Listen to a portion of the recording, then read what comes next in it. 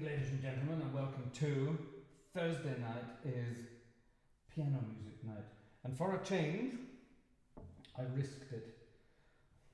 Over there in the baby room, there is a Mrs. Gartshore and a baby Gartshore, and I hope that this is not going to disturb them too much. We're back at the Ratty Tatty Piano.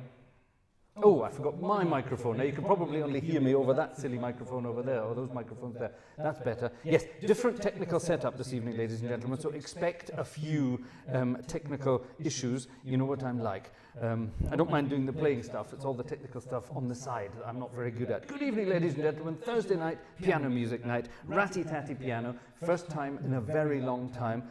I did some work on the Ratty Tatty Piano recently, and I think the tuning is holding. Fingers crossed, it might work a little bit better. So, a bit of an experiment tonight. It's 10 p.m. here in Germany, or 10 past 10 here in Germany. Over there in a baby room, Mrs. Gartshore and baby Gartshore are hiding out. Baby Gartshore is not too fond of the loud piano, so let's make sure that we don't drive her insane. There might be some baby crying in the background tonight. One never knows. Right, I can see the chat here. I can keep an eye on you and the chat there. Splendid. I've got all my technical stuff here. The microphones are working there. I'm using the Neumann microphones tonight. I am not using the Schupp microphones for the simple reason they are too sensitive for the piano and everything that's going on around here. I tried them and it was frightening. So we've gone for the Neumann microphones, the 183s. Now they are omnidirectional microphones, so they will pick up the huge acoustic in this living room and hopefully make some nice sound. So everything appears to be working, so let's press record and let's get going with some music. Now this is exciting because I don't have headphones to worry about tonight, but I must remind myself, I have an extra light here, let me quickly switch this on. Ta-da! That side of the keyboard is now lit up. Oh, this is so professional. The only thing I need to remember to do is switch this microphone on and off. Right, let's have some music. Shall we start with some boogie woogie? This is how we're going to do it tonight.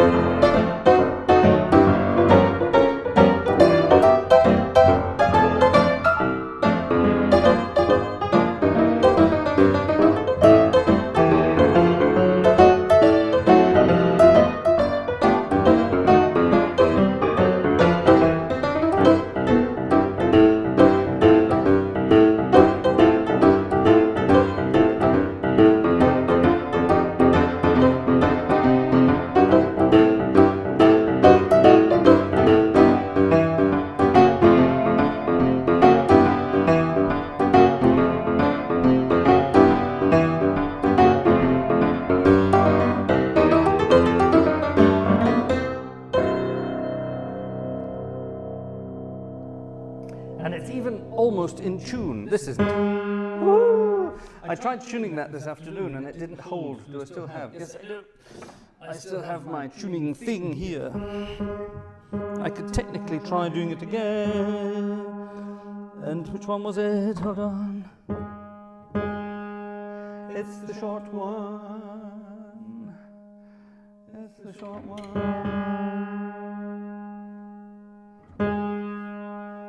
That's better. Let's hope it holds. It wasn't holding earlier on, so let's find out. Ladies and gentlemen, let me quickly press this before I get into trouble. Click. Oh yes, there we are. Now let me quickly press this.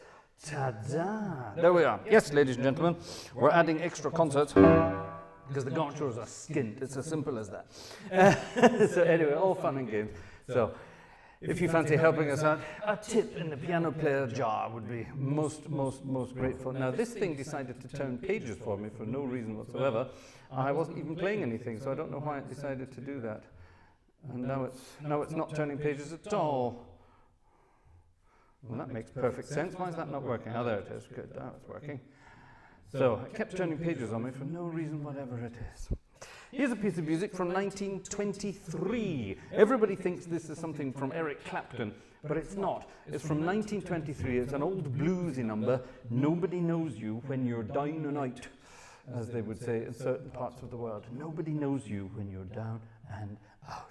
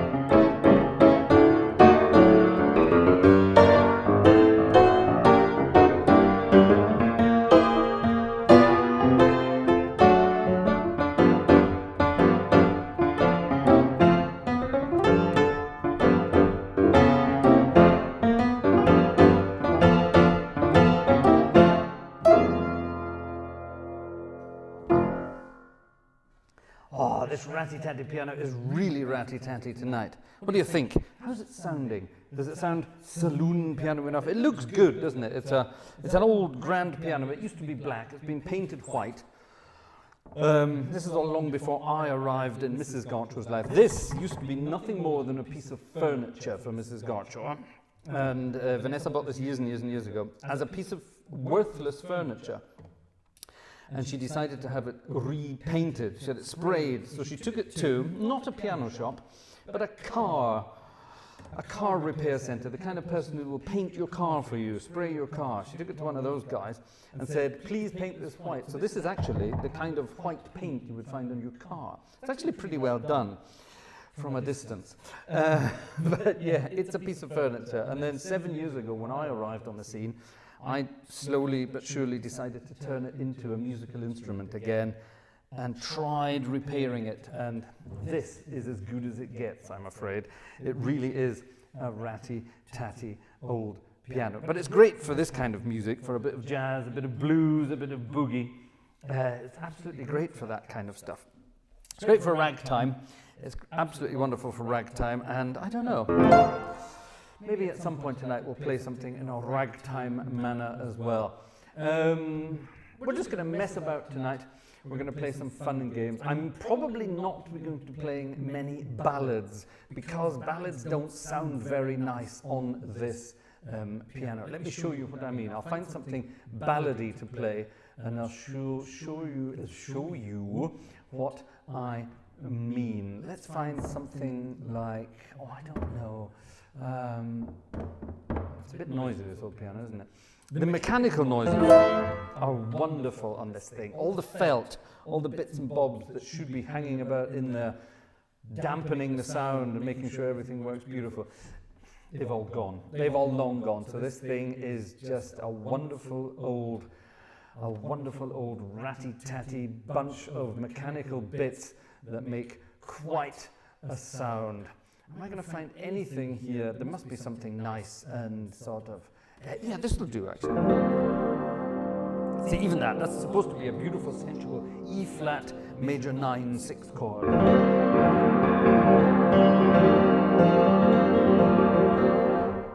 It sounds like someone pulling teeth in the back of a Bangkok back street. It's rather weird, isn't it? But yeah. Here's a piece of music. Let's dedicate this to our biggest Glenn Miller fan out there. That's Cam Platts over in Maryland. And I believe Cam's in the chat tonight. Cam is in the... Yes, he is. Of course, he's in the chat tonight. Splendid. If you're in the chat, say hi. If you're new in the chat, then say hi. Tell us where you're from. And while you're doing that, give the video a thumbs up as well. It lets YouTube know we're doing something nice and having fun. It's dark outside at this time of year. It was a lovely sunny day today, above the clouds apparently. It was very cloudy down here, but up there it was probably very sunny, which means that up there now it will be moonlit. So I think we should have a serenade under the moonlight. Haha, there was a good lead in for you. The Moonlight Serenade. I'm going to try playing ballady and you'll hear how wonderfully disgraceful it is.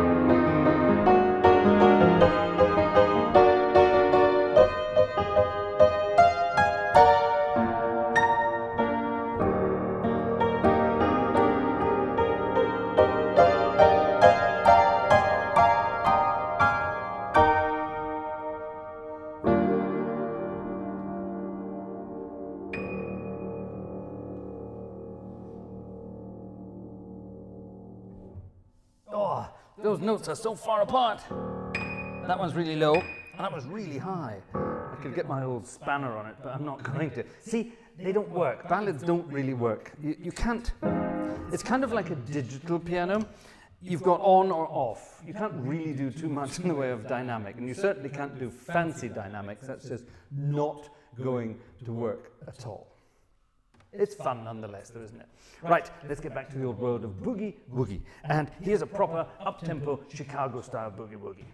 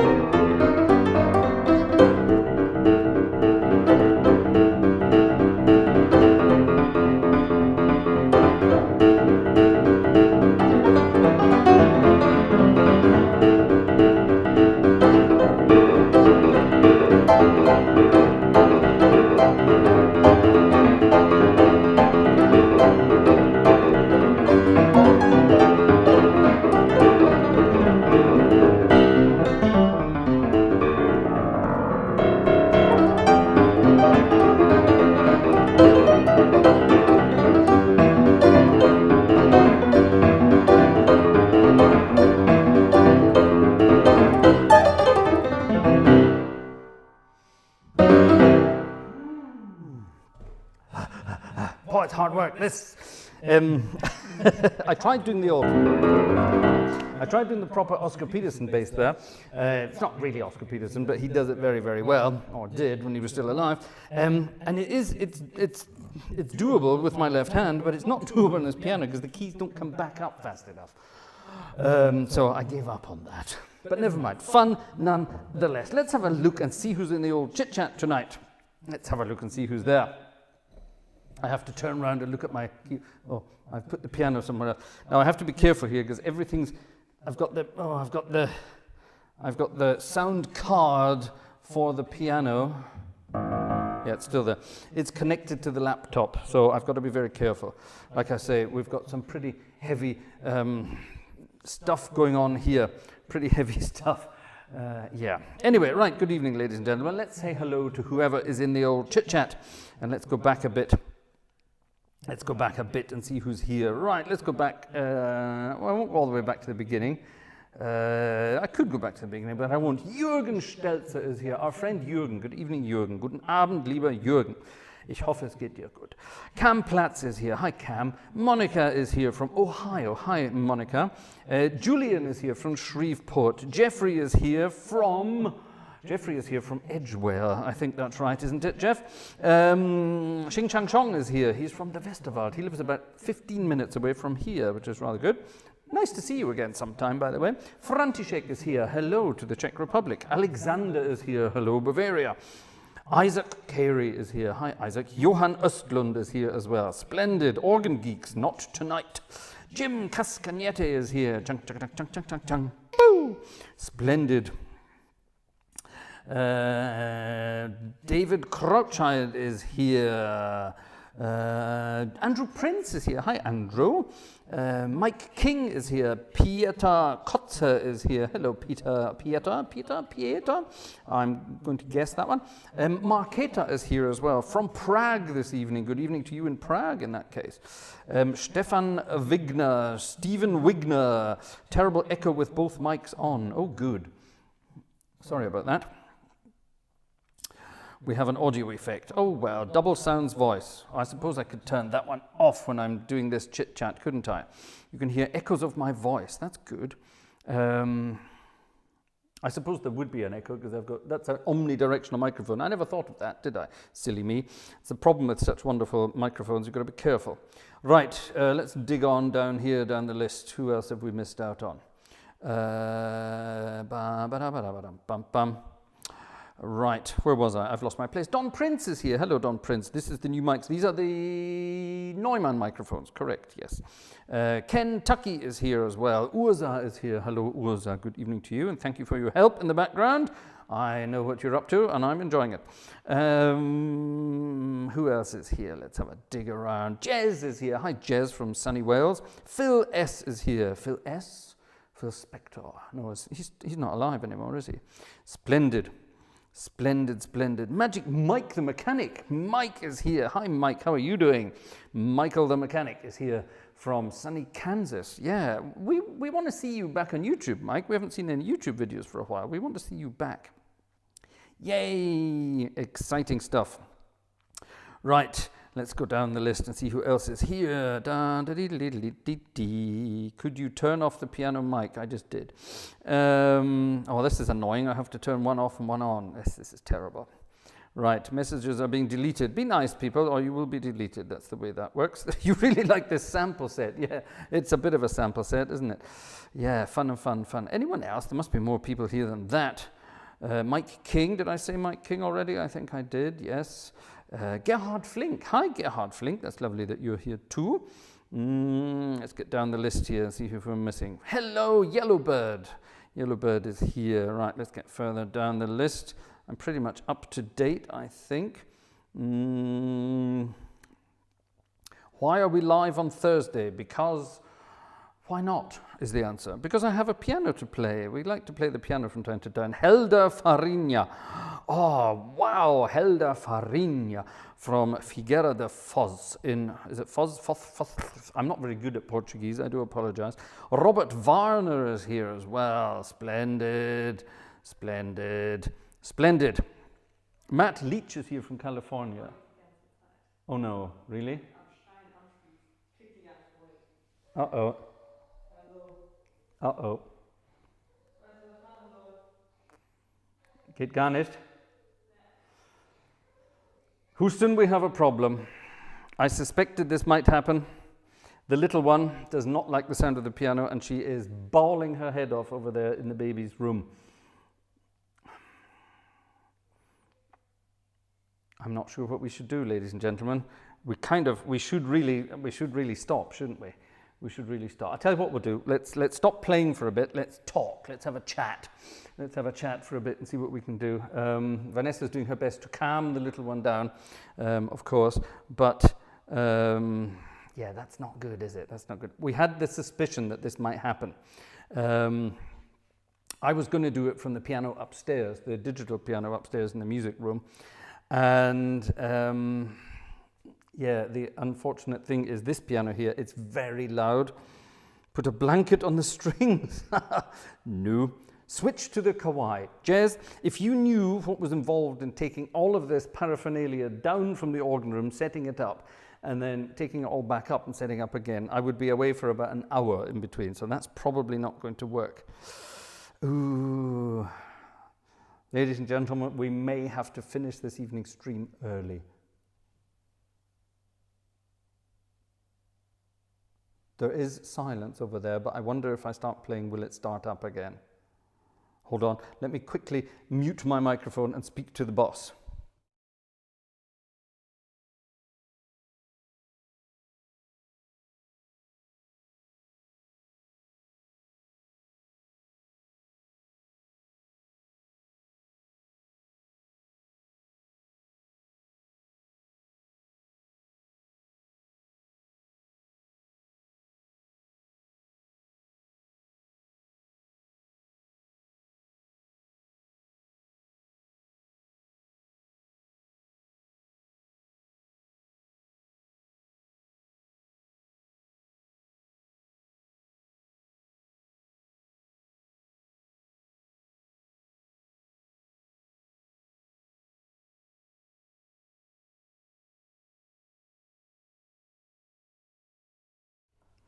I think we're in trouble, ladies and gentlemen.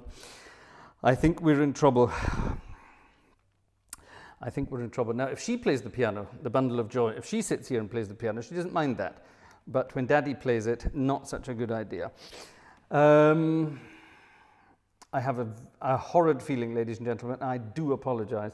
I think we're going to have to finish this evening's stream before it started. What are we? We're half an hour in. I think we're going to have to finish, ladies and gentlemen. I do apologize. That's really not good, is it? I do apologize, ladies and gentlemen. We hope this would work. God, I shouldn't lean on the piano. It's very wobbly. Good God. That's not a good idea. Thing is, the little one was having one of her days today. The last couple of days have been perfect.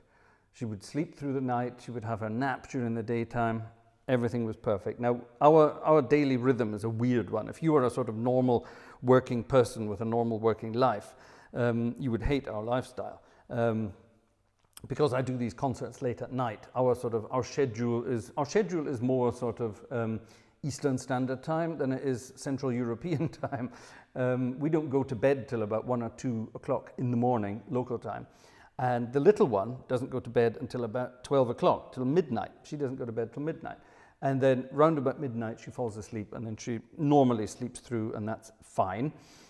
That's kind of fine. But the last couple of days, for some reason, she's been having, I think teething is the trouble. Her teeth are coming in all over the place. And I have a feeling, they're over there. I have a feeling that we're having some trouble with teeth, and that is definitely disrupting the sleeping pattern. And the last couple of days have been pretty hellish when it comes towards sleeping and things like that. She's been a bit awkward, shall we say. Now, we kind of hoped that tonight would be the usual, don't worry, she'll be fine until about 11:30, then she'll start to get tired, and then we can put her down when you're finished, close to midnight kind of thing. That would be absolutely fun. But as soon as I started playing the piano tonight, she started screaming. And we didn't hear it. They're over there in the baby room with the door closed. And we didn't hear it with the piano playing so loudly, but Vanessa came out and said, uh-oh, turn the camera off and get her to join you. No, that's not going to work. That's not going to work, ladies and gentlemen. I'm sorry, we're going to have to, well, I'll tell you what we'll do. We will postpone our piano concert until next Thursday. Now, I know next Thursday is Monday, Thursday, and we're talking, Easter time, and I will have been, oh, hold on a minute, I've got a Monday, Thursday service next week, haven't I? Will I be back in time? We've set an alarm off in the village as well, by the sounds of it. I'll tell you what, we'll arrange for one next week, maybe next Wednesday, all right, on a completely different day. We'll arrange for one, and that will be back upstairs at the Kawai, okay, the Kawai Knot. We'll do that one from upstairs, and that will not bother the little one, because it's all with headphones and all that kind of things. I was kind of enjoying this tonight, because I don't have to wear headphones. All I have to worry about is double microphones. Oh, that's a bit weird, isn't it? Oh, yes. I tell. Well, let's talk. How are you all doing, ladies and gentlemen? Let's talk to everyone. I suppose I should quickly look over here and see. Yeah, I've got some people were buying tickets as well already. So thank you very much if you did already. Monica from Ohio, thank you very much. You bought me a little ticket there. So did Jan. Thank you very much. And so did Andrew Prince. Thank you. Thank you to you guys. That's absolutely wonderful. Oh, what's this over here? Oh my goodness, we have some stuff on Buy Me a Coffee as well. That's it. We are now ganged out for all our microphone stands. Thank you very much indeed. Yes, thank you so much indeed. And we even had a request for tonight. Oh,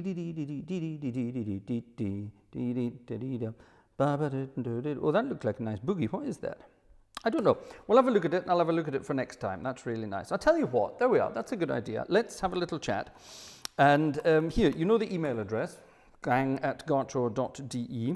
If you have some boogie or bluesy or ragtimey piano requests within reason, they have to be playable and doable.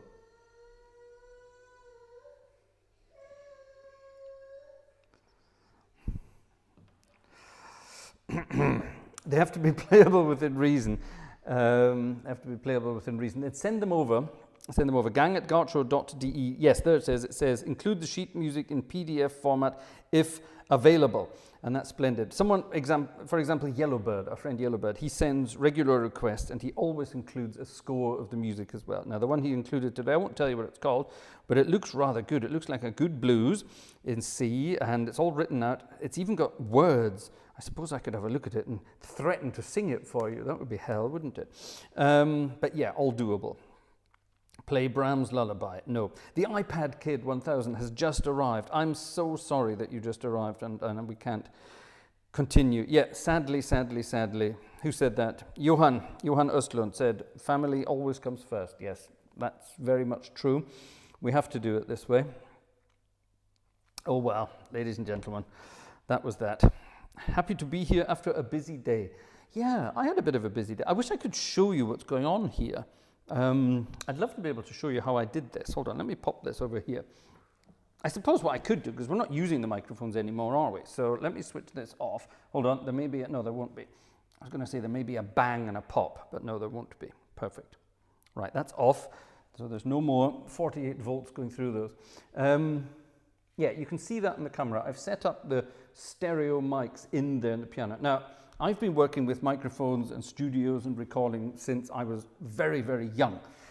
And I'm always open to suggestions, that much is true. But I do like to think I know what I'm doing.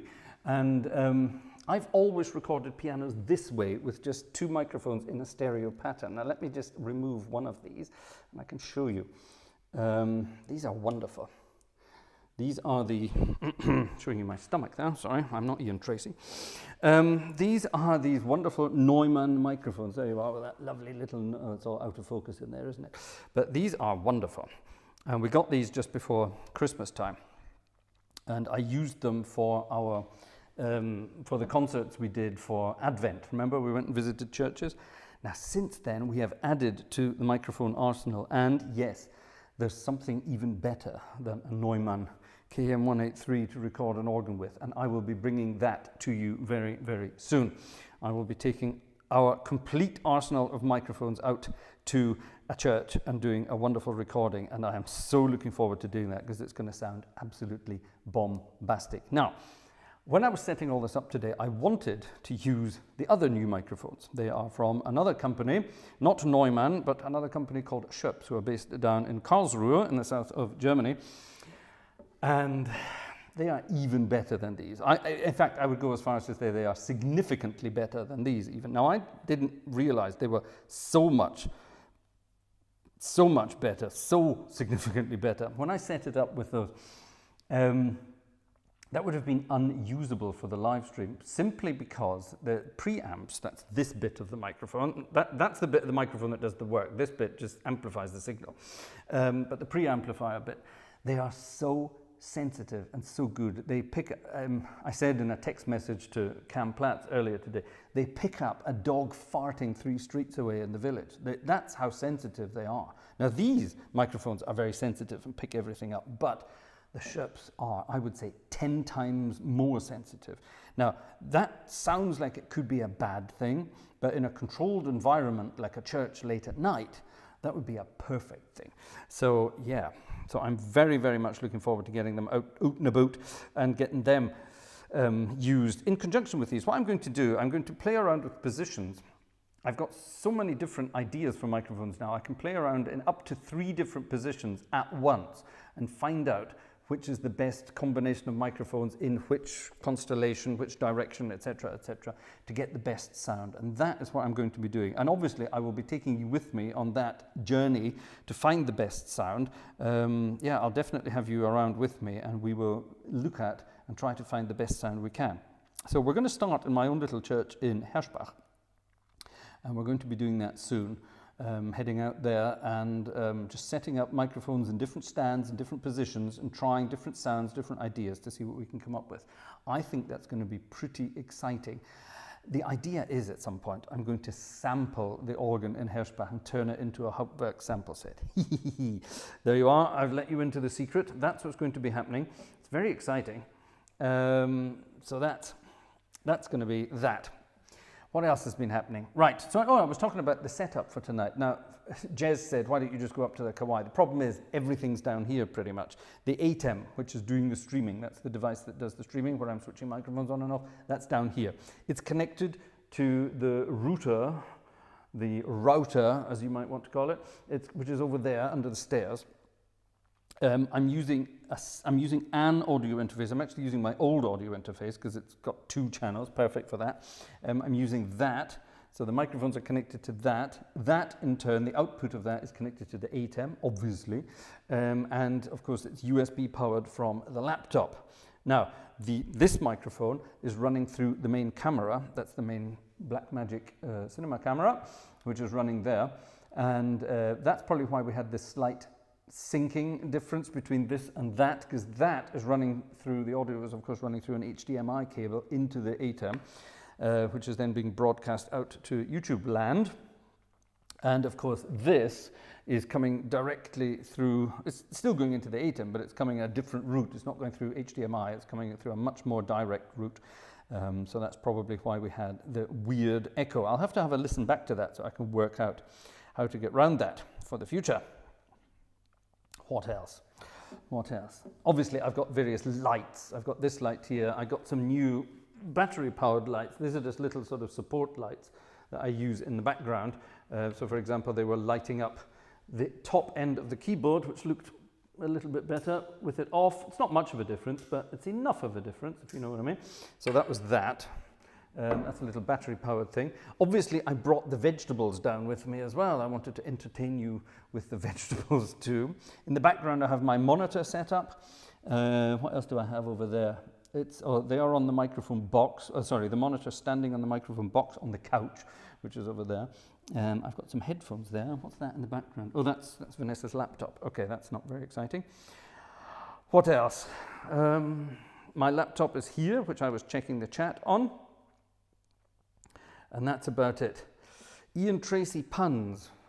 Ian Tracy puns? I'm not sure we want to know about Ian Tracy puns. Could you make a live stream from church or abbey? Theoretically, yes. Theoretically, yes. Now, this is actually quite clever because the ATEM also works here from a telephone. You can, if you have a good enough mobile connection, you can stream from that. So if I find a church with a good enough mobile connection, then I would theoretically be able to, I just noticed someone talking about farting. Why are we talking about farting? Have we really stooped to the level of farting already? Gosh, I hope not. Anyway, never mind. Fun and games. So yes, at some point we will definitely be doing a live stream from a church, but that all needs to be checked out first. So that was Helda Farinha. Oh, what a wonderful name. I love all your names. You have such wonderful names. Put your phone in a window. Why would I put my phone in a window? Churches are huge open spaces. huge open spaces, and up at a window or in the middle of the church, up near the organ, wouldn't make any difference. Wouldn't make any difference. Use it as a hotspot. No, you can't use it as a hotspot. It doesn't work like that. The 8M Mini Extreme, which is the thing I use for streaming, you just connect your phone via USB, and that then becomes the streamer. Perfect. You don't need any hotspots or anything like that. I mentioned the dog in the village. Yes, I did. I did. You can hear everything through these microphones. It's very, very frightening. Why are you talking about dentists? Yes. Anyway, there we are. I see you're talking about Cam Platts farting and dogs in the same sentence. I really shouldn't ask any more than that. That sounds rather worrying. That does sound rather worrying. Right, ladies and gentlemen, what else can we talk about? Let's talk about Easter that's coming up soon. Are there going to be streams over Easter? Yes, of course there are. We will be streaming all the way through. There will be no stop. So next Friday, actually, I'm so stupid. I am so stupid. Well, we knew that anyway, but I am so stupid. I forgot. We are going to be doing a stream next Wednesday anyway. Why? Tell us why. Cam, why are we doing a stream next Wednesday? Cam, over to you. Why are we streaming next Wednesday? Next Wednesday is the 27th of March. Why are we streaming on the 27th of March? Cam has got some birthday cakes. Why have we got some birthday cakes, Cam? Whose birthday is it on the 27th of March? Whose birthday is it on the 27th of March? It's Vanessa's birthday. It's Mrs. Gartshore's birthday. So we will be celebrating, hopefully with her, next Wednesday. And we might do it from the piano. That's maybe not a bad idea. Then I can play some soppy piano music that she likes and get that out of the way. That would be a good idea, yes. That would be good fun. How about that? How about that? Right. Yeah, so that's Wednesday. Gotcha. Deal. Now, next Friday, that's Good Friday, is also a birthday. Who knows whose birthday it is next Friday, ladies and gentlemen? Let's see how good you've been paying attention over the past year, ladies and gentlemen. Whose birthday is it on Good Friday? That's the 29th of March. Whose birthday is it on the 29th of March? Anyone? Who do we know? BOJ, the Bundle of Joy. Yes, well done, everybody. Ah, splendid. My birthday's in January. My birthday is long gone. Well done, everybody. The Bundle of Joy, our little baby daughter. We're keeping her out of the internet, which is obviously a good thing. Kids shouldn't be on the internet. It's a horrible place. And so very few people know what her name is. Very few people know what she looks like, and so on and so on. But anyway, that's fine. We keep her secret. But she is there. You heard her earlier. She's definitely there. She's definitely there. And that's all that. Oh, gute Nacht, Gerhard Flink. Schlaf schön. So next week is going to be a birthday week and an Easter week. So Wednesday night, Vanessa's birthday. Friday night, Bundle of Joy's birthday. Sunday night, that's Easter Sunday. Are we going to do a stream on Easter Sunday? Yes, we are. We will do a stream on Easter Sunday. So that will be a sort of a proper organ concert with some Easter hymns, some Easter tunes, some hallelujahs and all that kind of stuff. All right? So get ready for that. And also we will be doing some very fancy Easter organ music. There's a certain piece of music that organists love to play on Easter Sunday. Actually, you play it on Easter Saturday during the night, but it's great fun. And I will be playing that on a very, very loud organ next week. I need to practice it up again. So that's going to be fun. It's a wonderful piece of music by crazy French organist Jean Langlais, who sadly died back in the early 90s. Jean Langlais, and a wonderful piece of music. So I'm going to be playing that. I'm just curious if she decides in some 17s to say hello to the rest of us. Yes, of course she will. Of course she will. When the Bundle of Joy is old enough, she will be presented to the world. She's actually very talented on the piano. At Christmas time, we bought her a little toy piano, you know, one of these little things. It's got like sort of 13 keys from let's say from middle C, an octave up, and then to the F on top. So 13 notes. 13 notes. So she got that. But it's full-size keys. It's not baby-size keys, full-size keys. And I've been sort of playing this with her since she got it back in December. And she's now at the stage, you know, she's coming up to be 1 year old. She's already playing with single fingers, yeah? And her favorite thing at the moment is to play with fingers 1, 2, and 3, alternate notes, and then she moves her hand and keeps playing the scale. Isn't that crazy? She's not even 1 year old and she's already playing individual fingers and trying to play sort of notes in a row, like a scale. That's crazy. And she's doing it with her left hand more than her right hand. Now, I am left-handed, so chances are she's inherited that. The left-handed gene is apparently quite a strong one. Where did I get my left-handed gene from? Let me think. Anyway, I got it from my dad, but where did he get it from? Anyway. Look at that nose. Anyway, never mind. So yeah, she's very, very good. Does she swing it? Yeah, she's very rhythmic as well. If you give her something to bang on something else, I'm buying her a drum for her birthday, by the way, or maybe even a little baby drum set, something like that. She's very rhythmic. She's very rhythmic, and she's getting to the stage now where she can be rhythmic with both hands at the same time. I think Vanessa is about to join us. Hi. She's asleep. She's sleeping. Bitte? Nee. Ich glaube nicht, oder? Oh, the poor little thing. Do you want to come and say hello? Who wants Vanessa to come and say hello? Ich glaube nicht. Ich hab schon Mikros ausgemacht und so. Ja, alles gut, alles gut. Alles gut.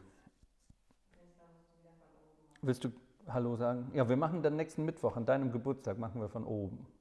Is that okay? Yeah? Okay, Vanessa agrees. She says we can play from the upstairs piano next week. Oh, she was scared. Come and talk to us. Come and talk to us. Go upstairs and get the other microphone and you can talk to us. No, lieber nicht. That was a mixture of English and German there from Vanessa. Well, come and sit here and they can hear you talking in the background. And they can't see you if you sit there, no. That's true. Vanessa's looking a bit knackered as well. She's looking pretty tired, actually. How old are you going to be next week? Vanessa's going to be, darf ich sagen, wie alt du bist? Vanessa's going to be 34 next week. She's going to be 34. She has no problem with that. Oh, if she was as old as I was, she would have a serious problem with that. Come and sit here and say hi to everybody. Vanessa is asking, are you upset that we had to stop playing this evening? Yeah. We tried playing, Vanessa tried playing all her favorite songs tonight. So we heard, there's a German kids song about washing your hands. It's typical. Here's something. This is something fascinating. Now, I've been in Germany for 25 years now. This is my 25th year in Germany. And I am absolutely fascinated by the fact that every German children's song involves bottoms. It involves popo, bottoms. I don't know why. There's a song, a completely innocent song. You've all got to wash your hands, and you've all got to wash your hair, you've all got to wash your feet, and then the next verse is, you've all got to wash your arse. And they just go on and on and on about popo the whole time. That's the German for bum. And every children's song has got something about an arse in it at some point. They're fixated by bottoms in Germany. They're disgusting. And they have a fixation with bottoms and toilets, and it's crazy. Absolutely crazy. Absolutely crazy. What else do we have? Yeah, there's even her favorite song at the moment, not Vanessa's, The Bundle of Joy. Her favorite song at the moment is about a farting dragon. Yeah, Furzi Pups der Knatterdrachen, which that's the title of it in German, which translates as Farty Pops, the hammer dragon, or something like that. Farty Pops, isn't that a nice name for a dragon? Hello, my name's Farty Pops, the dragon. But she loves this song. And then the really weird thing is, if she's really getting into it and she really gets excited, then I shouldn't say this, should I? But she starts farting as well. It's crazy. All these Germans are mad, they really are. So even after 25 years, I'm still learning things about German, I was going to say culture there, but you know what I mean. Yeah, Vanessa's apologizing in the background again. Don't worry about it. Which she couldn't calm her down. The thing is, she's absolutely exhausted today. She hasn't really slept since. When was the last time she had a proper sleep? Monday? Monday was the last time she had a proper sleep. For example, today at lunchtime, normally she goes down for a sleep at about 2 o'clock in the afternoon. And today she went to sleep at 1:30 And by 2:10, so 40 minutes later, she was up and at him again. We didn't get any peace and quiet today. And that was today's problem. And then we thought, we were out and about this afternoon doing stuff, and when we came home, we thought, right, we will lay her down, she can have another nap, and then by tonight, she will be fighting fit. And she didn't. We laid her down for a nap, and she only slept for, what, 15 minutes? Not even that, maybe. And that's the problem today. She's exhausted, poor little thing. Typical, yeah? The day we wanted to do something exciting using the Ratty Tatty Piano for the first time in years, and the little one said, no, that's the way it works. Why are we talking about methane and hydrogen sulfide? Oh, you're talking about farting again, I see. František, I should play Futzipups the Knatterdrachen on the organ. Yeah. Yeah? It's a very easy song. It goes C minor, E flat, G7. Then it goes C minor, E flat, G7. That's all it does, the whole time. It's very simple. That's what we're doing, yeah. Willst du irgendwas sagen? Willst du Hallo sagen zu den Leuten? Hier, ich gebe dir das Mikrofon, du kannst auf Deutsch. Du kannst auf Deutsch was sagen. Oh, she's running away. Why are you so, you've got your own YouTube channel. Why are you so shy? Vanessa is so shy. I don't know why. They can't see you.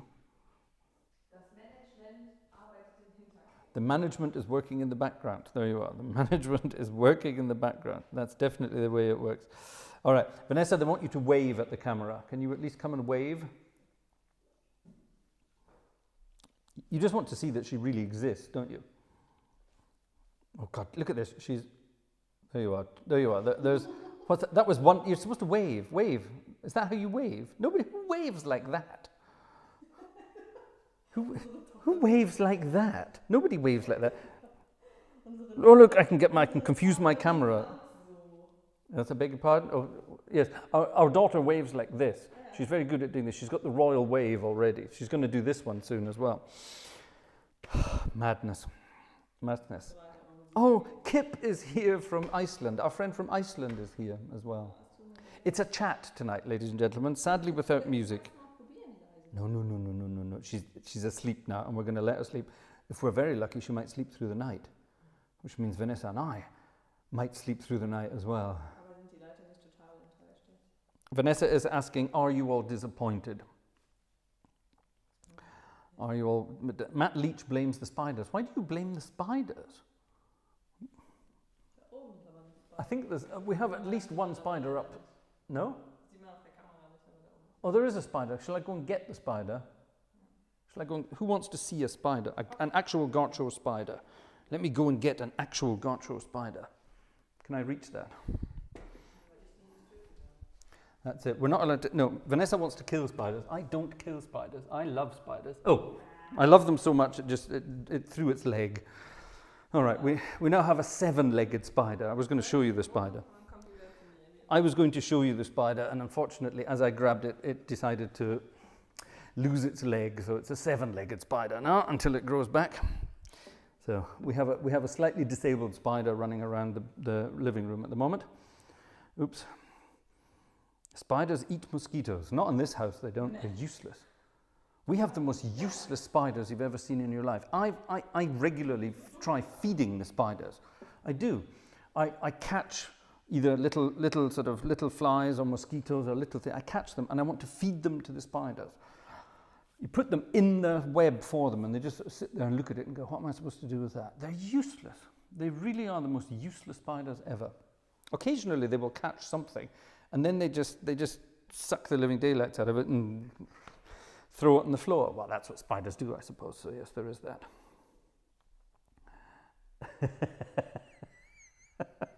Vanessa just made a rude gesture to me. Vanessa is maintaining the mystique. Yes, that's true, she is. Well, you can go and watch Vanessa's channel. Gartshore's Garden, it's called, where you get to see Vanessa playing with her plants. We're resurrecting Gartshore's Garden this year, by the way. It's been quite warm the last week, so we've spent some time outside cleaning up the garden area. And the greenhouse, Vanessa's greenhouse, it's coming back. It's coming back into production this year. So that's hopefully going to start again very soon, after next week. House spiders is actually quite a good thing. Yeah, the big house spiders, you know, those big bastards that run around all over the place. I'm not fond of them, but I'm not scared of them either. I don't particularly like them because they can bite humans. It doesn't hurt, but it can become slightly infected. I got bitten 3 times last year by a house spider, bastards. Not the same one, obviously, but Vanessa is petrified of the big ones, the big house spiders. So when I see them, I tend to remove them and put them somewhere else, mainly the neighbour's house, but don't tell them. Yes. House spiders. Yes, it's a type of spider. You know those houses that spiders that live in the walls, they live in the wall cavities, and they come out twice a year because they're looking for a mate, and they usually sort of scurry across the living room floor, and you can hear them. That's how big they are. You can hear them. And last year we had something really amazing in this part of Germany. Very rare, but amazing. We had a plague, an actual plague of actual cardinal spiders. You know what cardinal spiders are? They are actually they're not dangerous, they're not deadly or anything like that, but they can and do bite people. They're very aggressive and they do bite, and it does hurt. How do I know? Because I got bitten. I was out walking the dog last year and we came across a nest of them, and I was fascinated by them, and I didn't realize one had actually crawled up my trouser leg and bit me on the knee. And that was not very pleasant at all. Not very pleasant at all. Anyway, never mind. But cardinal spiders are not house spiders. They look quite similar. They're slightly bigger than house spiders. But yeah. Peter, if you keep asking me that, we're going to ban you. I will be going out to visit New Orleans soon. Don't worry, soon. I have a baby to live with, so I can't get around much. Don't get around much anymore, as Duke Ellington said. That's one of the issues there. But yes, knee is far better than, yes, that's true. Gosh, why would a spider want to bite anyone there? No, that wouldn't be very good. Yes. If you want to get rid of spiders, use a glass. That's correct. Most spiders cannot climb up glass. For example, have you ever seen a spider on a window? No, you haven't. There are several species of spider that can climb up glass. I have found one, but most of them cannot. Most of them cannot. So if you catch a spider, no matter how big it is, in a glass, it won't be able to climb up the glass. You should be quite safe. There you are. I bet you never thought we were going to talk about spider care tonight, did you? Now, of course, if there are any... Is Tim here tonight in Australia? I'm not sure. Now, down in Australia, of course, they have a very, very different kind of spider altogether. I think they have the most deadliest spiders of them all down there, don't they? Kip is saying he hasn't seen a spider since he got a cat. That's a good idea. Good for you. Or stuck in the sink. Well, it depends what kind of sink you've got. What kind of sinks do we have? In the bathrooms we have ceramic sinks. In the kitchen we have an old aluminium thing. I suppose they can climb up that. Yeah, of course they can climb up that. Yeah. Oh, Vanessa is just reporting all our spiders in the bathroom have just had babies. How many do we have? Thousands. Uncountable. This is very nice, actually. You joining us this evening in a domestic evening. I am sitting at the piano talking to you as if you were on the couch, which is kind of cool. Vanessa's over in the kitchen putting things in the dishwasher after dinner tonight. Isn't that cute? You are part of not only the Gartshore Gang, but part of the Gartshore family tonight. I didn't think it was going to work like this tonight. That's kind of cool. Matt Leach, my cat eats scorpions. Wow. Okay, Southern California, scorpions. Yeah, I'll buy that. A cat eating a scorpion. That's something I would quite like to see. Matt, video challenge. Yeah, next time your cat comes across a scorpion, can you try filming it for us? What's it called in English? A group of spiders. I could say something really rather rude, but I'm not going to. No, I'm not going to. That would be naughty. That would be very naughty. It's the Aussie spiders that lurk under the toilet seat. I've never been to Australia, and the only thing that sort of worries me about Australia is in certain parts, if you go into the water to swim, you'll be eaten by a shark. And if you go into other parts of the water to have a swim, you'll be stung to death by a jellyfish. So that's pretty much that. And if you hang around sort of residential areas, you will probably be stung to death by spiders or huge Asian hornets or whatever else. And yeah, and it's the little bastard spiders that are the ones that will kill you. The big ones, the huntsmen, which are as big as a dinner plate, they're apparently really friendly and really fun. They just look disgusting. But they're really friendly, apparently. I'm not sure you could ever... A friendly spider? But yeah, I know quite a few people in Australia, and they always say, oh, huntsmen are great. They're so friendly. You can have them as pets. Which is kind of weird. It's kind of a cluster of spiders, says Joe. I like that. Is that the actual official term? I like that. Joe, a cluster of spiders. I like that. There it is, the huntsman spider. Cam has found them. A cluster of stars, a cluster of spiders, says Mark Hater. There we are, we have it double now. A clutter or a cluster of spiders, says Andrew. Wow. Cool. Yeah, Cam's saying not so nice a spider to the huntsman. That's not, they're not poisonous, they're not dangerous, they're not deadly, nothing like that. They just look horrendously horrible, actually. They look really rather evil. And they hide behind things, or like Jez says, they lurk under toilet seats. They like to hide behind pictures on the wall. If you have a nice big painting or picture on the wall or something like that, there's a big painting on the wall there. If they were to hide, they hide behind them. So if you sort of think, right, it's time we took that painting down and give it a dust, that kind of thing, yeah? Oh my God, and you take the painting down and there's a spider the size of that. The spider the size of that waiting for you, and they jump as well. So yeah, not very much fun. Apparently they have a good bite like a wasp sting. Yeah, but it's not poisonous. Not poisonous. I would rather be bitten by a spider than stung by a wasp. There you are. I don't mind that. Oh, Matt Lee, that's cute. That's one of the cutest things I've heard. Matt has a baby spider that lives in his Allen church organ. You hope she doesn't upset the electronics. No, of course she won't. She'll be fine. She'll be fine.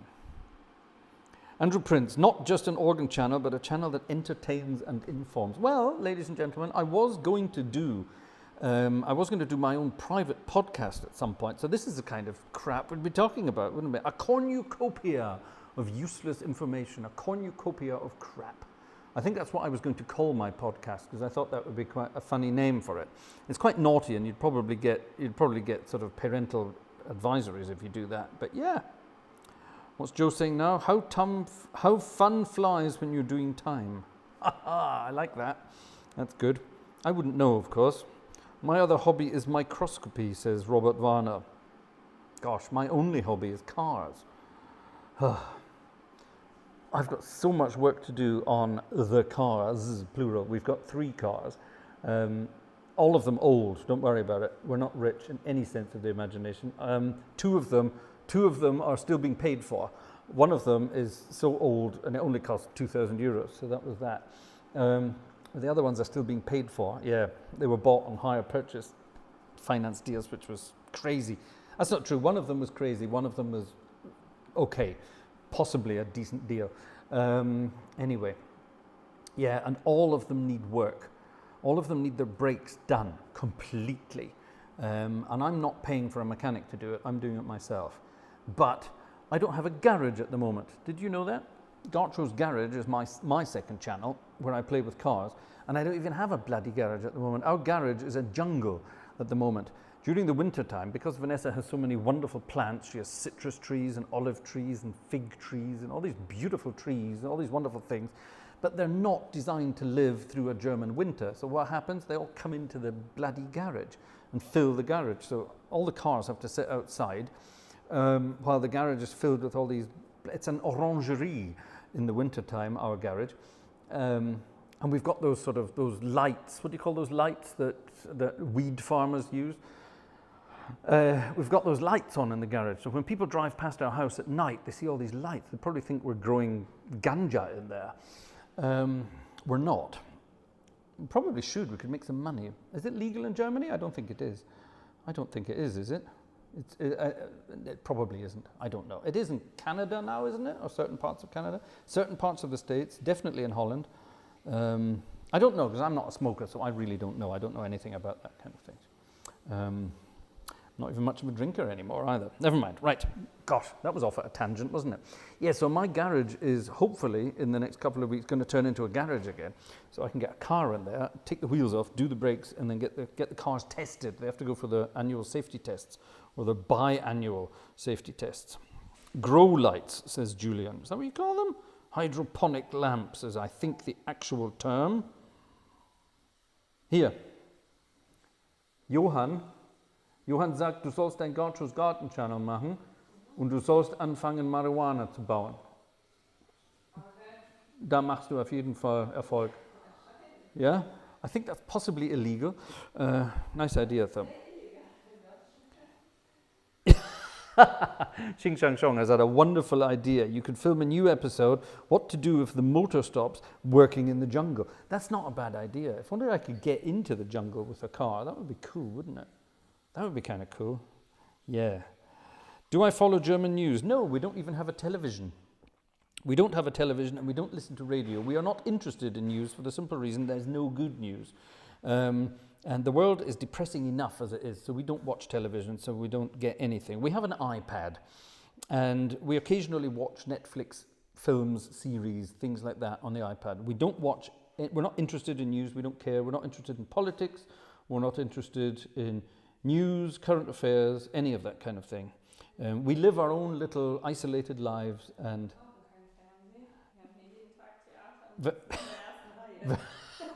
Vanessa said we don't need a television. We live in a theatre, and every day we're sitting in the front row. Yeah, that's true. That's a very nice way of putting it. It's true. We've got each other. That's the way we say it. We've got each other, and we just spend all our time with each other, and we live our lives like that. And it's actually a very nice, healthy way to live a life. You don't worry too much about things if you live your life like that. Bist du interessiert in Nachrichten? Nee, ne? Oh, can I have that drink, please? I'm very thirsty. I don't have a glass. Do you mind if I just drink from the bottle, ladies and gentlemen? You don't mind, do you? Cheers. Oh, it's thirsty work talking. Matt Leach would like to see me playing the guitar. Aha, that's interesting. Matt, I do have a guitar. It's up in the loft. I have a guitar, and when I say loft, I mean the, what do you call it? Yeah, that's the German word, Vanessa, thank you very much. Up in the attic, that's the other one. I actually have a guitar up there. Now, it is a left-handed guitar, because I'm left-handed. And the funny thing is, over the, I beg your pardon? Exactly. Over the years, many people have tried to teach me to play the guitar. Some of them ludicrously famous. Some people have tried to teach me to play the guitar, but none of them have been successful. They all lost patience with me. I'm completely useless. Now, on the other hand, I have a ukulele, which I play right-handed. That doesn't make sense either, does it? I need to restring my ukulele because a certain person, not pointing at anyone in particular, not pointing at anyone in particular, decided she would try to retune it for me, and all the strings went ping. So I need to restring it, which I've never done, but it shouldn't be that difficult. I'm sure there's a video on YouTube on how to do it. So one day I will get my ukulele out and I will play a tune for you on the ukulele. I can only play one tune on the ukulele, and that tune was taught to me by its composer a very long time ago. So yes, one day I will play my tune on the ukulele for you. But the guitar, yeah, if my problem is I have relatively small hands. I have a stupidly short thumb. This is probably genetic more than anything else. I have a stupidly short, where's that angle? Stupidly short thumb. So the problem I have is, and also my fingers aren't very long. I've got a decent span, but my fingers aren't very long. So my palm of my hand is also, it's larger than the fingers, if you know what I mean, sort of relationship-wise. So I can't sort of get my hand around the neck of the guitar properly without it sort of getting really uncomfortable. And that's why I can't really play the guitar. Now, see, some people have said you can get a thin-necked guitar. Well, guess what I've got? I've got a really thin-necked guitar. It's an Ibanez, I think, isn't it? Is it an Ibanez or an Epiphone? No, it's an Ibanez, isn't it? I don't know. I'll have to get it down and have a look again. It's a very nice guitar. Very nice guitar, but it's unplayable at the moment for me. Charles Reardon is here. Charlie Reardon is here, the young guy over in America, touring the world, telling us about wonderful organs. He was playing in Washington recently in a very, very nice organ. Wonderful, wonderful video, Charles. Very nice indeed. Charles, no music tonight, unfortunately. My little daughter is scared of the piano, and she was screaming the house down, so we had to stop. So it's a chat night tonight instead. So we're having fun nonetheless. Yeah, go and check out Charles Reardon's channel and support him. He's doing some wonderful things. A round back ovation, says Joe. That's a kind of guitar, I'm guessing, as opposed to a standing ovation. Ha ha ha. So yeah, Ibanez builds very good instruments. I'm guessing Urza has an Ibanez bass. I think I will get my guitar down from the attic and show you at the weekend. Yeah, I'll get it down and show you tomorrow. Have you ever tried to play on a guitar-lele? No, but I have tried to play on a banjo-lele. A banjo-lele is the most awful thing. A banjo-lele is actually what George Formby played. That wasn't a ukulele, it was a banjo-lele. A ukulele is the thing that looks like a sort of bonsai guitar.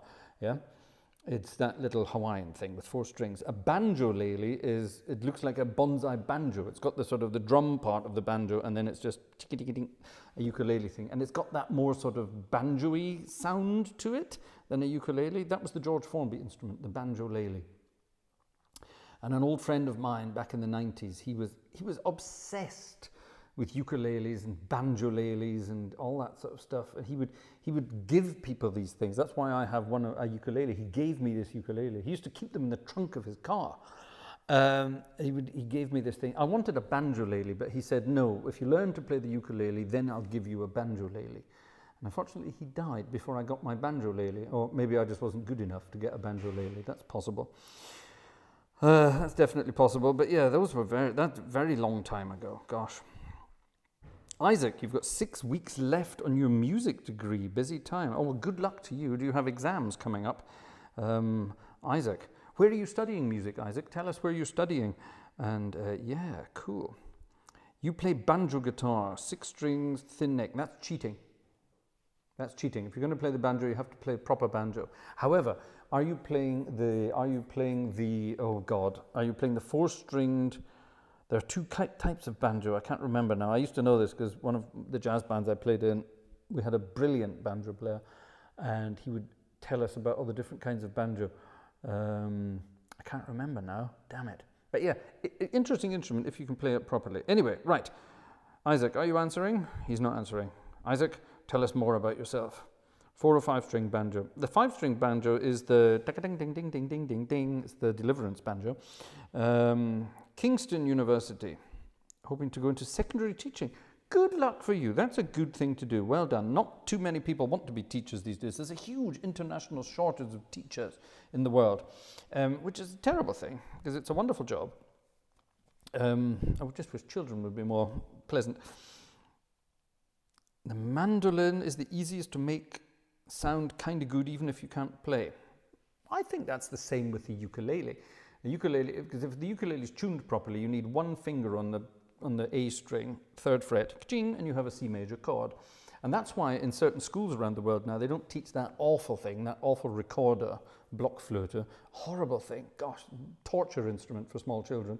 They don't teach that anymore. They teach ukuleles now. Ukuleles are dirt cheap, and you can get kids to go young, chunka, chunka, chunka, chunk with 1 finger, and it sounds really good.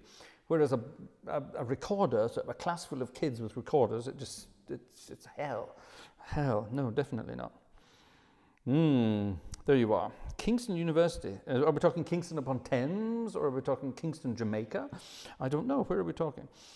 Casey is in San Diego, which is very far away from me, that's true. I was in San Diego many, many years ago. 1999, I think, was the last time I was in San Diego. Yeah, loved it. Wonderful place, wonderful place. 4-string banjo is tenor. Yeah, but there are 2 kinds of 4-string banjos as well. There's one with a longer neck and one with a shorter neck that's sort of got a more compact sound. I can't remember the names of them, though. Anyway, never mind. Why are we talking about banjos? This is an organ piano channel. Does Aaron play guitar? Yes, he does. Aaron plays everything. Aaron plays guitar, banjo, he plays all sorts of things. UK-based, you've got accommodation in Edinburgh this year. Ooh, I studied in Edinburgh all those years ago, back in the 90s. Yeah, I studied in Edinburgh at roughly the time that Edinburgh was... Do you remember that awful film, Trainspotting? When I say awful, I don't mean because it was bad. I mean, the contents of it were grim. Trainspotting, remember that? All about drug addicts in Edinburgh in the 90s. Well, yeah, that's when I was in Edinburgh, when all that kind of stuff was going on. And it was sadly and horribly and frighteningly true. There were some very, very dangerous parts of Edinburgh to hang around in those days in the 90s. Definitely not a good idea. What about my trombone, says František. That's a very personal question. Well, my trombone is also up in the attic. I shall dig out my trombone and my guitar then and show you both. And I will play a tune. I will try to play a tune on both. I'm not sure I can play a tune on the guitar, though. I could at least show you the guitar. Now, like I say, I'm useless at the guitar. Absolutely useless. If anyone wants to be able to teach me to play a guitar, then please let me know, and I will be very happy to join you online to try. It should actually work really quite easily, because if I'm playing left-handed, you are watching me like a mirror image, so that would be perfect, wouldn't it? 76 trombones. I only have one. Trombone, says Mike King. Trombone used to be my main instrument, believe it or not, for a while. For a short while in my teenage years, I sort of considered a military career as a military musician. I almost considered going to the Marines as a trombonist in the music corps. Now, yeah, that doesn't sound like me at all, does it? But yeah, it was a career path I almost decided to go down. I think I got cold feet when I found out that you had to go through full military training, which is far too much hard work for a lazy bugger like me. So that was that. But yeah, I was very tempted to take up a career in military music, believe it or not. Didn't do that, thankfully. I wonder where I would have ended up had I done that. That would have been a very different, very, very different life, wouldn't it? Gosh. Yes, so the trombone used to be my main instrument, and I was always sort of bumming about on the piano, just doing a bit of, jazz on the side, as it were. And then the organ sort of took over eventually, but mainly through work, mainly through being a church musician, the organ took over, and the trombone just left completely. I was playing in jazz bands, I was playing in wind bands, playing in orchestras. I wasn't bad. I wouldn't say I was a terribly good trombonist, but it was all right. I was all right at that. See, Matt Leach started out on the trombone as well. Very good, very good. It's a good instrument, the trombone. I decided to take up the trombone because of, here, little claim to fame. I decided to take, can I unplug this? I think I can. Let's hope nothing happens here. Bing. Nope, perfect. I decided to take up the trombone because of two wonderful jazz bands that I loved when I was growing up in Inverness in the north of Scotland. I was mad keen on old sort of classic, I don't call it trad jazz because I think that's awful, classic jazz, I prefer that name. And I would listen to recordings by Kenny Ball and his jazz men and Acker Bilk and his Paramount Jazz Band. And I absolutely loved both of those bands. And over the years, I got to know all of them. But for many years, I played in a band here in Germany. Actually, we were from all over Europe, really. We were mainly British. Were we all British? Yes, we were. We were all British, actually. And we all lived over here. But we toured all over Europe. And our trombonist was that trombonist from Acker Bilk's band, a guy called John Mortimer. John Mortimer is one of the funniest guys ever. He's from East London. John will be, how old will John be now? He'll be well into his 80s by now. Still fighting fit, as far as I know. I haven't heard from John for a while. John Mortimer was one of the best jazz trombonists ever. And I'm not just talking about British, I'm talking about all of them. John Mortimer was one of the best guys. And, when I found out that John was playing in this band, I absolutely just dissolved inside, because I always loved his playing when I was young. And suddenly I was getting to play with this guy every day. And not only did John play the trombone, he played the mouth organ. So during our concerts, he would get out the mouth organ and I would be playing boogie woogie in the piano, and we would play this really hot, stonking, bluesy stuff. Another claim to fame, another crazy claim to fame, and I think this is true because a certain member of the band I'm about to mention confirmed it for me one day when we met. One day John told me that he taught Mick Jagger to play the mouth organ. And I thought, yeah, of course he did. It turns out, however, that that was actually true. Back in the early 60s, before the Rolling Stones were a big thing, the Rolling Stones, like the Beatles, started out as a skiffle band, you know, playing the old sort of Lonnie Donegan style music. They started out as a skiffle band. And they, the Rolling Stones at the time, they were support act to Acker Bilk and his Paramount Jazz Band. So wherever Acker Bilk was performing, the Rolling Stones were their support act performing first. And John used to play the mouth organ, and they would play some really hot, dirty blues, and John would be going on this. And Mick Jagger was fascinated by this sound that John was getting out of this thing, and John taught him how to play it. How crazy is that? And that was confirmed to me by Ronnie Wood years later. I met Ronnie at a gig we were doing somewhere down in London, and I said, is it true that you guys used to, and Ronnie wasn't in the band in those days, but he said, yeah, it's this guy called Johnny Mortimer, yeah. He confirmed it. He knew him, and then he confirmed it as well. He got hold of. I wasn't around sadly, but he got hold of Keith Richards and asked him and said, "Hey, do you remember this guy from the Acker Bilk band who taught Mick how to play the thing?" "Oh yeah, Johnny Mortimer. Yeah, we love John." And yeah, crazy. So that's my direct link to the Rolling Stones, as it were. Crazy times. Really was good fun. The Quarrymen. Well, the Quarrymen, that was the Beatles before they became the Beatles. It's not true, actually. The Quarrymen was John Lennon's band before it sort of became the Quarrymen. There weren't many members of the Quarrymen that became members of the Beatles, let's put it like that. But yeah, that was John's first skiffle band. And then they formed eventually the Beatles. And they started out as a skiffle band as well. They loved their skiffle stuff. They all loved that skiffle stuff. And they all could still play it, even later on in life. George Harrison was absolutely fascinated by skiffle music and all that sort of old jazzy stuff. He loved it.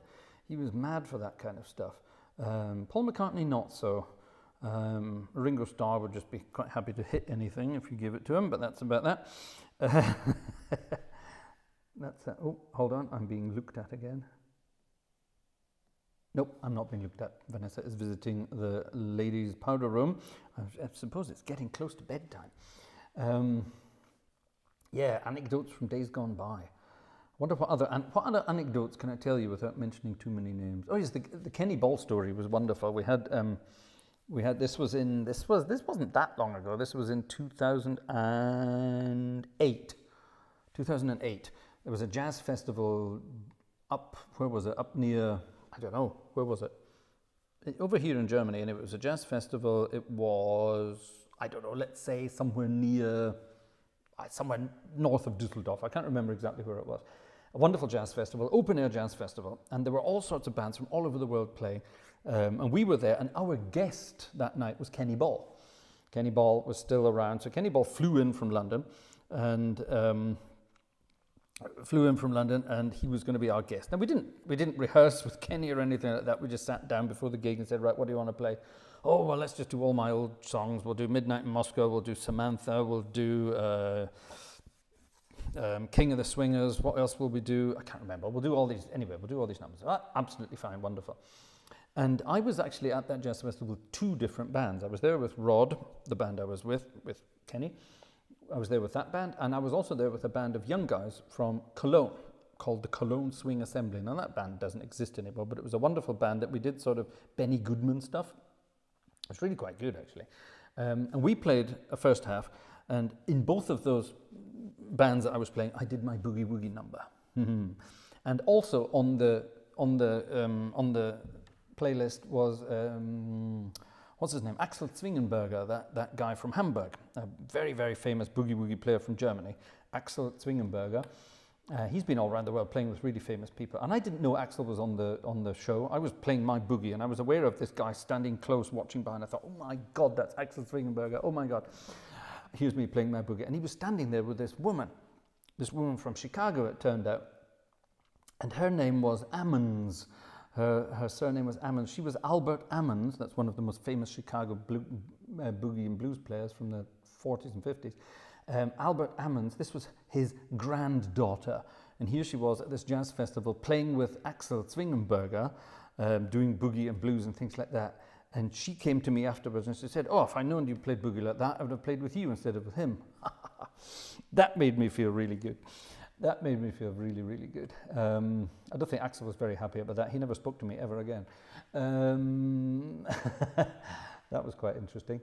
But yeah, that was the night. And Kenny Ball was only appearing in the second set with this other band. And he spent most of the first set when everyone else was playing in the backstage area, enjoying some light entertainment in the beverage department. And by the time he got on stage, he was a little worse for wear. He still performed absolutely fine, but by the end of the evening, he was getting a little bit tired and a little bit worse for wear. He was getting a little bit worse for wear. And there was a wonderful picture. I hope it's still there on the internet somewhere. I'm not sure if it is. Have a dig around, see if you can find it. Gladbeck. That's where we played. It was the jazz festival in Gladbeck. Oh my goodness, ladies and gentlemen. That's why Vanessa doesn't show herself. A naked Vanessa just walked across the house to get something from the kitchen to go back to the bedroom. I think it's time to go to bed, ladies and gentlemen. What was I talking about? Gladbeck, the Gladbeck Jazz Festival, yes. And anyway, I was sitting at the piano, and Kenny had he was in the middle of some song he was doing, and it was getting to this late point of the evening where he wasn't all that good at playing the trumpet anymore, so he was just singing songs. So it was absolutely fine. And he wandered over to the piano, sort of slumped over the side of the piano here like this, his hand in his head like this, and he sort of looked up at me with one eye and said, "Fraser, what are we playing?" And I said, I think we're playing, I don't know, let's say Midnight in Moscow or something like that." He said, "Oh, I can't even hear what's going on. Do I have to go on?" I said, "Yeah, you have to go on. The audience loves you." "Oh, okay, the audience loves me. Yes, you're right. The audience loves me. All right, I have to go. All right, I'll be back in a minute." And he went over and went up to the microphone and just took over. Did that wonderful thing that professional musicians do no matter what state they're in. They just get on there and perform. And then after that song, he came back over to the piano and he looked at me and he said, "Thank you." And then continued the rest of the day. But someone captured that moment on film. The photographer, or one of the photographers who was there, captured this. And it's Kenny sort of slumped over the piano like this, looking very sort of pensive. He wasn't. He was just pissed out of his brains. He was like this. And here's me playing the piano, talking up at him while we were playing. Wonderful, wonderful experience. They always say never meet your heroes. And over the years, I've pretty much met all my heroes, and I can quite safely say I loved every single one of them. They were all absolutely wonderful. Absolutely wonderful. Every single one. No, that's not true. There's one exception, but I'm not going to name names because he's still alive, unfortunately. He's still nice. No, and he's a rotten piece of work.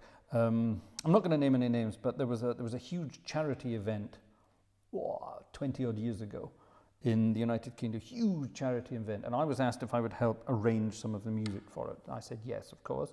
And everybody performed for nothing. Everybody performed for nothing. And we're talking some serious names in the music business who came and performed. Everyone performed for nothing, except one guy who said, "Well, no, if you want me to play, then I have to be paid." And everyone else turned around to him and said, "No, absolutely not. You're not getting paid. Nobody else is getting paid. We're doing this for charitable event."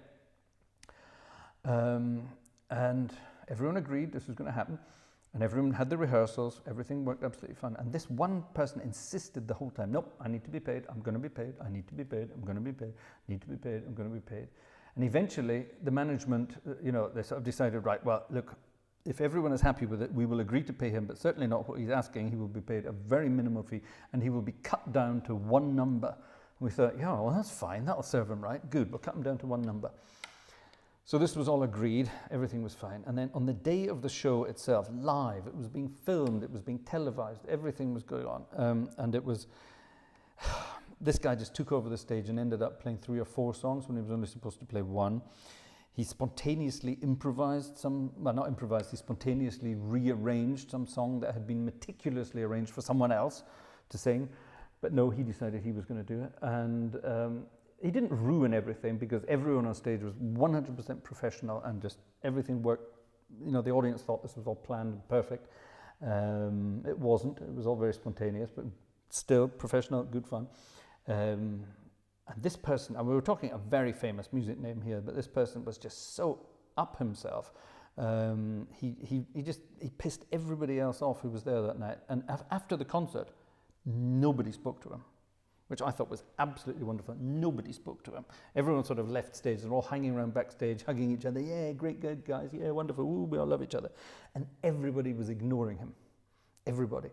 And there was a tiny part of me, the tiniest little part of me, who felt sorry for him. And I thought, oh, you can't leave him over there like that. He was just doing what he does. You know, you're a showman. You go out on stage, you do your show, and you do your thing. I will go and speak to him, and I will say, no, come on, you did a bad thing, but, you know, blah, blah, blah. And then a hand rested on my shoulder. Obviously, someone was watching what was going on. A hand rested on my shoulder, and this person, who was also crazily big name in the music business, he just turned around to me and said, no, stuff him. He didn't say stuff him. He said something else. He said, stuff him. Just let him sulk in his own misery, and one of these days we'll be rid of him forever. And I thought, bloody hell, I thought you were friends. He said, friends, cameras on, cameras off, hate each other. And it was wonderful, wonderful, wonderful. I learned a lot about the international music industry that night, let me tell you that. God, that's a long, long time ago now. But yeah, they all say never meet your heroes. And that was one who I thought, I would love to meet this guy and work with this guy. And it turns out he was just an arrogant pig. So there you are. There you are. Robert Varner. Names have been changed to protect the innocent. I didn't mention any names. So yeah. No. Sulking in misery. Yeah, that was definitely what he was doing. And did he deserve it? To be honest, I still don't think he deserved to sulk in misery like that. I would actually have gone over to him and said, look, you know, you did a good job tonight. It was really good. The audience absolutely loved it. It was exactly what everyone was expecting. But come on, did you really need to piss everyone else off by A, asking for money, rearranging everything, taking over the show, turning it into your show, blah, blah, blah, all that sort of stuff. But no, I didn't get the chance. Maybe one day. If I ever meet him again, I will pin him down on that. Like I say, he is still alive. Anyway, right. Gosh, that's going back a long, long time. When all of these people are dead, and it can't take too long now, because all of them are pretty much in their 80s now, I would imagine. Most of them anyway.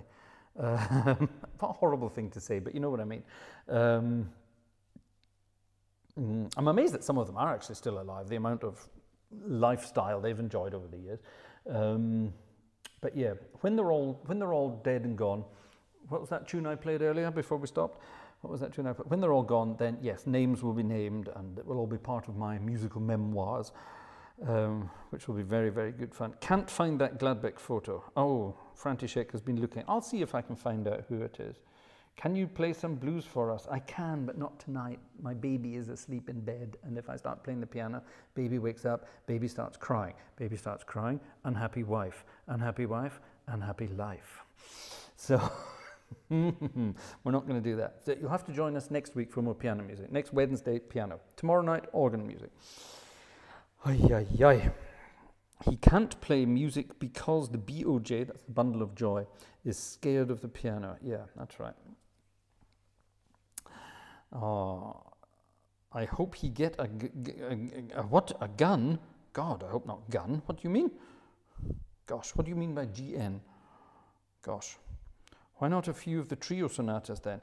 Why does here question? This is a subject we will be having a look at in our Three Amigos podcast. Stop it, which will be coming up at the weekend again. This is a subject we will be looking at some time. Why do people play Bach trio sonatas to an audience? There's no point. Nobody wants to listen to a trio sonata. It's the most boring music in the world to listen to. People learn trio sonatas just to show off that they can play a trio sonata. Nobody actually wants to listen to one in a concert. I firmly believe that is the case. I don't think anyone wants to. You'd listen to them and think, well, that's technical. But does it do anything for you? Does it get to you? No, it doesn't. It's just sort of a technical exercise. You might as well go on stage and play scales for half an hour independently. That's basically all it is anyway. So no, I would never, or GN is good night. Oh, I got you, thank you. So no, trio sonata, sod that. What a waste of time. That's what I think. if you want to play a nice trio, there are lots of composers who wrote beautiful music that that is written as a trio, but it's beautiful music. It sounds good. But trio sonatas they don't even sound good. They just sound technical. And there's no enjoyment to them. Show me someone who really enjoys listening to a trio sonata, and I will buy you a very small drink. I don't believe that it exists. And I mean someone who genuinely enjoys listening to a trio sonata. Big works by Bach I can kind of accept because they are kind of cool to listen to. But trio sonatas, God, awful. Awful. Bach's chorale preludes in trio are gorgeous. Yeah, because they've got a tune. That's right, they have a tune to them. There you are, see, there's a melody. Yeah, but the trio sonatas, the trio sonatas were written, you know why they were written, don't you? They were written because one of J.S. Bach's sons said, it's a trio, that's piss easy, anyone can do that. And he said, well, I'll tell you what, I'll write you some trios for you to play if you really think they're that easy. And they were just basically deliberately written to show his son how clever he was. That's the only historical reason they were written. They weren't written for any musical merit as such. They were just written to piss off one of Bach's sons and show him up, basically. You know, he was being a little sort of a precocious little turd, and his dad turned around and said, "Ha, hold my beer, son." And he wrote this music, and his son turned around and said, "Oh, that's unplayable, Dad." And he said, "There you are then, shut your face." That's why the trio sonatas were written, simple. Joe loves trio sonatas. I'm beginning to worry about you, Joe Humans. Bach had lots of sons. Bach had lots of daughters too, but we don't talk about them. Bach had a lot of bad habits, shall we say. Yes, no, we will definitely be discussing Bach at length in our podcast, and the whole madness of that incredibly crazy stuff. Bach treated romantically is also great. Yes, you are right. Thank you so much, František. You are wonderful. You're quite right. If Bach were still alive today, would he be playing historic instruments with Baroque fingering, using his toes only? No, he wouldn't. He would be ripping the 7 bells out of every single organ he had. He would be going crazy. He would be doing Cameron Carpenter stuff if he was around today. That's how good Bach was in his day. And I'm not talking the unmusical Cameron Carpenter stuff. I'm talking the technical stuff that Cameron Carpenter does. You know, playing 8 lines of music all at the same time and making it sound just amazing. Some of the technical stuff's just a bit, oh, look, everybody, I can do this. But some of the stuff Cameron Carpenter did was crazy. And I think if Bach was around today, he would be incredibly musical, but incredibly technical as well. And he would be using the organs to the full extent that they can. So yes, he would definitely be playing huge romantic sounding stuff as well as really weird experimental stuff. He would not be faffing about with toes only. The toes only thing, that's a historical thing. It was physically impossible to play with your heels in those days just because of the way the pedal boards were made. But the intonation, well, we don't know about the intonation. We weren't there. None of us have a time machine, so shut up. Every 100 years or so, everyone changes their view on how things should be intonated and how things should be done and blah, blah, blah, blah, blah. Oh, shut up. Just wait 100 years. It'll all come around full circle again. It's not that long ago when everybody was playing Bach legato, and now we're playing it detached, and oh, this is the way it has to be done. No, it's the way we're doing it at the moment. 50 years' time, we'll be all legato again. Just wait and see. And so on and so on and so on. But until someone invents a time machine, which, let's face it, isn't going to happen, we will never know how Bach actually played. And no, nobody knows, because nobody wrote it down. Nobody did. People have edited Bach's work over the years because that's the way they thought it should be played. But none of us were around where he was there, and nobody documented exactly what he was doing. So we don't know. And anyone who says we do is lying or making it up, which is basically the same thing. So there we are. And also, Bach was a horrible person. He was not a nice person at all. He was a genius, don't get me wrong. He was a musical genius. He was the kind of guy you would have loved to have watched play, but nobody wanted to know him. He was a very, very fearsome character. Pretty much everybody was afraid of him, including his own family. He was a very violent and bad-tempered man, apparently. So, there. Anyway, do you like playing with the wind? It depends if I've been eating too many vegetables, I think is the answer to that one. 10 years ago, I didn't know about Bach at all. There you go. You know mainly about Bach thanks to me. I doubt that very much.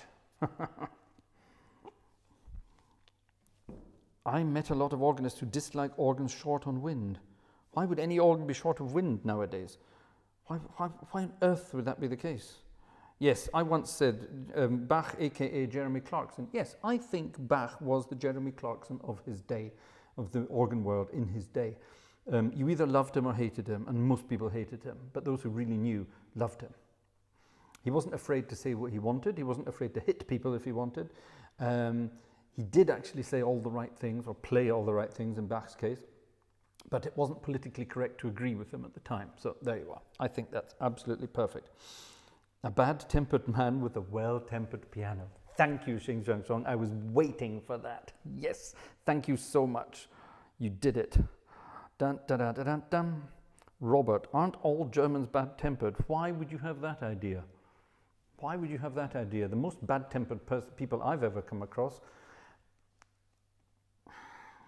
certainly not the Germans, absolutely no chance whatsoever. The most bad-tempered people I ever came across, difficult one. Londoners, I would say.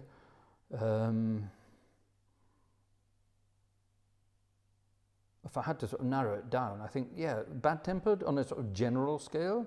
If you sort of lump them all together, I would probably say Londoners. Now, I'm not saying the English. I'm saying Londoners, people in and around London. They tend to be bad-tempered because it's a very stressful place to live, so people are generally bad-tempered about things. Germans aren't bad-tempered, not as a nation. There will be bad-tempered people in Germany. Of course there are. I'm bad-tempered from time to time. And I'm not actually German. I just live here. That's not true. I do actually have a German passport now as well, but never mind. But yeah, everybody can be bad-tempered. But no, I wouldn't go as far as to say that the Germans are bad-tempered. Why would any organ be short of wind in this day and age? Oh, it's these people who build organs to historic things. No, why? Why do you do that? What a waste of money. What an absolute waste of money. Oh, I want to build this organ. It's a guy with a polo. It's a guy that looks like Steve Jobs, but with hair. Yeah, he's probably got little round glasses. He's probably wearing a turtleneck thing. He's probably also wearing a bow tie around his neck as well. He doesn't get out much. He certainly doesn't see any sun. And he's one of these guys who says, I need to raise money to build the perfect historic instrument that you can only play one kind of music on. It just happens to be the kind of music I'm good at. And I want hundreds and thousands and millions of pounds and dollars and euros and yen and whatever else so that I can build this amazing historic instrument that in 20 years' time will be useless to everybody else. Stop it. Just stop it. If you're going to build an organ, an actual pipe organ, these things cost millions in these days, then just build a bloody instrument that you can play every kind of music on, yeah? Invite people from all around the world to play it, get money in to pay for the organ, to pay for concerts, to pay for all these things. No. I'm going to be the most specific, tiniest little corner of the organ world possible. I'm going to build an instrument that nobody really wants to come and play, but I'm going to invite everyone to play so that I can show them that I can play better than them. Ha!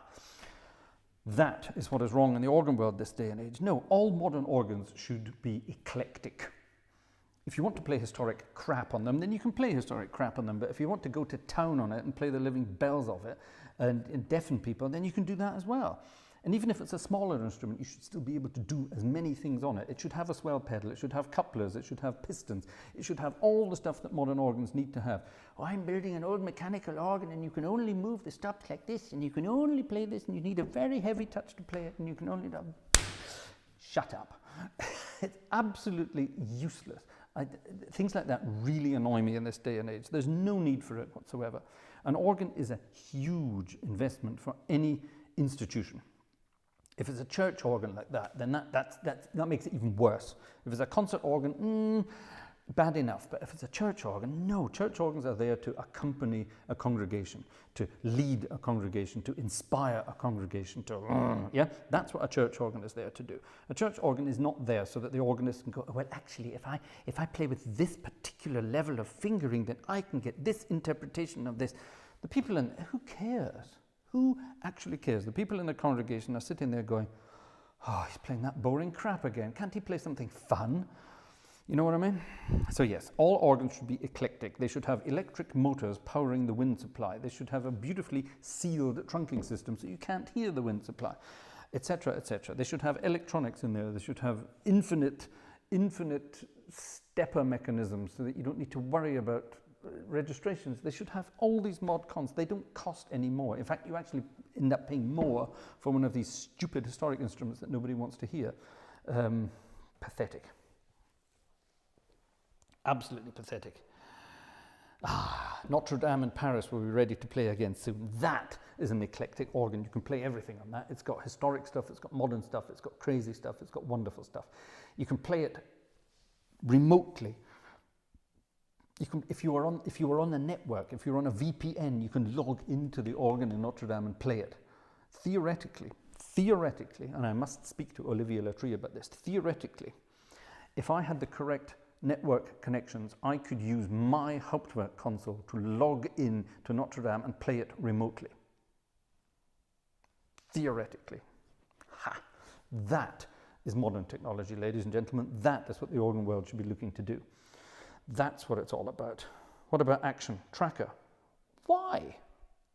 Why? Why does the console have to be 2 meters away from the pipes? Why can't the console be at the front of the church so that the organist can sit at the front of the church, watch what's going on, play concerts so that the audience can see him or her play, or it in this day and age? And why? You don't, tracker action. Do you need to have tracker action? Yes, if it's perfectly balanced, it can be nice. Do you need it? No. No. Have 2 consoles. Have one tracker console up at the organ if you want, and then have a proper mobile console downstairs so that people can see the organist playing live during concerts. Simple. That's my opinion to that. They wouldn't let me in Notre Dame. Why not? It was burnt down a few while ago, that's probably why. The organist is stuck in a traffic jam. No problem. Exactly. Exactly. The old organ in Notre Dame, not the IKEA console that they had recently, the one before that, the one from the 90s.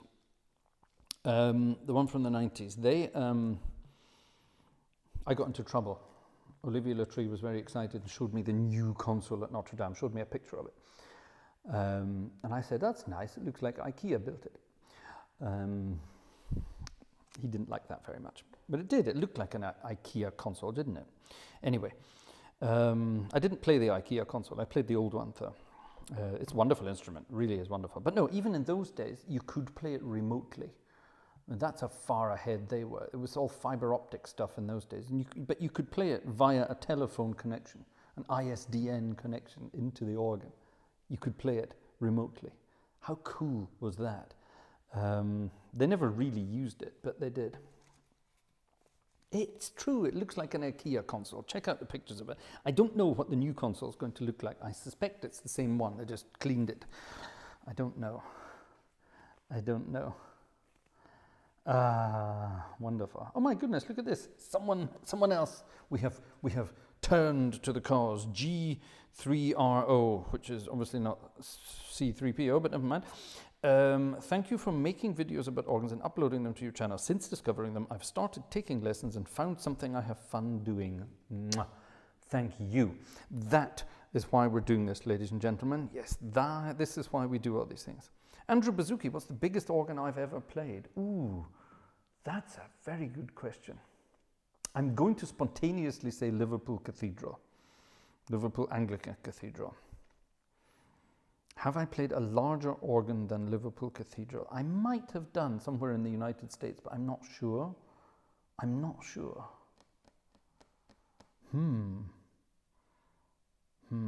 going to say Liverpool Anglican Cathedral at the moment. I'm not sure. Have I played anything bigger?